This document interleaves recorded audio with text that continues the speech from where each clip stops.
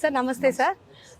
అంటే అర్ధనారీశ్వరుడు అనే పదాన్ని మన తెలుగు వాళ్ళందరికీ తెలుసు, కానీ ఆ రూపాన్ని మనం ఎక్కడో ఫోటోలలో చూడడం తప్ప ఇలా విగ్రహంగా చూడడం మన తెలుగు రాష్ట్రాల్లో ఫస్ట్ టైం. మీకు అసలు ఈ కాన్సెప్ట్ ఎలా వచ్చింది? మీరు ఎలా అంటే మీరు ఇది పెట్టాలి అనే థాట్ ఎలా వచ్చింది? ఏంటి ఈ గుడి విశిష్టత ఏంటి? ఈ ప్రత్యేకలు నియమ నిబంధనలు అంటూ ఏమైనా ఉన్నాయా? మాకు కొంచెం పూర్తిగా వివరించండి. సో విషయం ఏంటంటే అమ్మా, అర్ధనారీశ్వర్లు కాన్సెప్ట్ అనేది కాన్సెప్ట్ తో పెట్టిన ఆలయం అయితే కాదు. ఇది ఓకే, ఎక్కడో లేదు ఆలయం, ఇది పెట్టి తీసుకొచ్చి ఇక్కడ పెట్టాలని పెట్టిన ఆలయం అయితే కాదు. ప్రతిదీ అమ్మవారి ఆదేశంతో, ఈ పెద్దమ్మ తల్లి ఆదేశంతో ఈ ఆలయం కట్టడం జరిగింది, ఈ విగ్రహ ప్రతిష్ఠ చేయడం జరిగింది.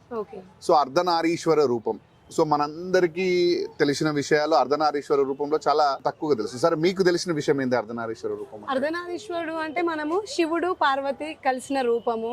సో మనకి ఇండైరెక్ట్ గా వైఫ్ అండ్ హస్బెండ్ ఒక్కటే అనే థాట్, అంటే కాన్సెప్ట్ తోని మనకి అర్ధనారీశ్వర తత్వం ఉంటుంది అనేది మా అందరికి తెలిసిన విషయం.